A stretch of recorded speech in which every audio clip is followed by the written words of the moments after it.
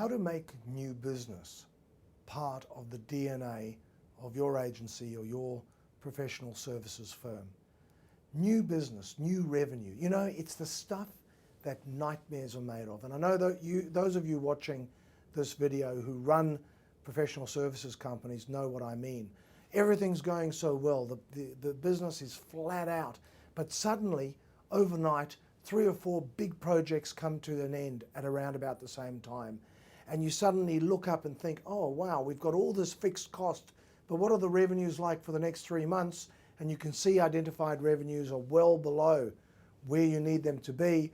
So you turn to your pipeline, your new business pipeline list, you dust it off and you look at it and there's not much in the pipe. It's a terrible feeling. It's the stuff of nightmares. How do you make pipeline and new business part of the mojo and the DNA of your business day in and day out? I want to share with you, if I may, 8 tips on how we've seen it done very successfully in businesses in professional services. First and foremost, involve your senior people. If your senior people are not going to be front and center to the new business process, it's not going to work. Your new business has to be led by your most senior people. So make sure that they're very actively engaged. Secondly, identify your rainmakers. Often we think, you know, we've got 8 senior guys in our business, they should all be rainmakers. But it doesn't work like that. Only some of them are really made up by the kind of rainmaking ingredients that are required to identify, nurture, seduce, convert new revenue opportunity. Some of your senior people simply don't have it in them. It's not something that they can do. So make sure that you are getting the right people focused on the rainmaking, and use your other senior people to do things that fit their skill set. Writing credentials presentations, writing proposals, coming up with ideas, whatever it might be. Third, allocate and delegate. You've got your senior people involved. You've got your rainmakers focused on feeding the pipe. Allocate and delegate responsibilities for who's going to do what, in what time frame, and have it all typed up in a plan so everyone's clear who's doing what with whom, when, to push your pipeline forward. Fourth, give everyone measurable KPIs. So each of the people involved in the pipeline process, give them KPIs. Chris, your KPIs in the next 100 days are: make X amount of phone calls, set up X amount of meetings, deliver 4 amount of presentations, and sign up X amount of dollars. Make it very, very measurable. Tip number 5, make your new business efforts 100% transparent. I like to put it up on a board in a room. On a 100-day cycle, our goal this 100 days is $500,000 worth of new revenue that we have won over this period. And then as you win new revenue, cross that target out and bring it down so people can see the progress being made.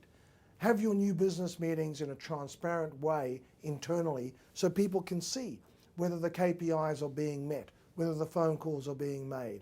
Make everybody accountable. Tip number 6, create rituals. This works extremely well, particularly in smaller professional services firms where you've got between 10 and 40 people.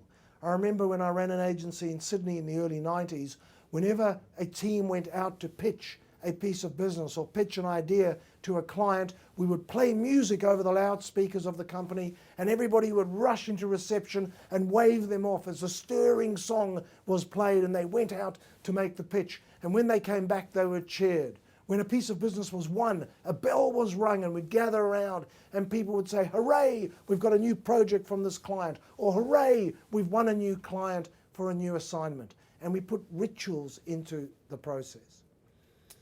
Tip number 7, allocate set times to work on new business. Have a set in stone weekly new business meeting where you go through the actions you agreed the week before. Were they done? If they weren't, why weren't they done? And what are the actions for the next week? Have a blitz every week on new business an hour a week. John Gardner, one of my former colleagues at an agency I owned at one point, and now has a very successful agency of his own. He used to work at, if I remember the story correctly, he used to say to himself, I will work from 8 in the morning till 4 in the afternoon on client matters as much as I possibly can. And from 4 o'clock until I go home, I'm going to work on the business as much as I can. So from 4 o'clock onwards, he would turn to new business and make those phone calls and write those proposals, or he would do staff reviews or staff meetings or meetings with suppliers or what have you. But the point is that he allocated time to work on new business and try to calibrate that into his working processes. And finally, to put that new business process into the DNA of your company, work it in 100-day cycles. On day one, set your plan and your goals for the 100 days, put up a target on the wall, and then drive it through over the 100-day period. After 100 days, start again. Rip up all those bits of paper, start again afresh. Who are our A list? Who's the B? What's our goal for the quarter? Who's doing what? And do it again. And finally, my final tip to you on making new business part of the DNA of your agency.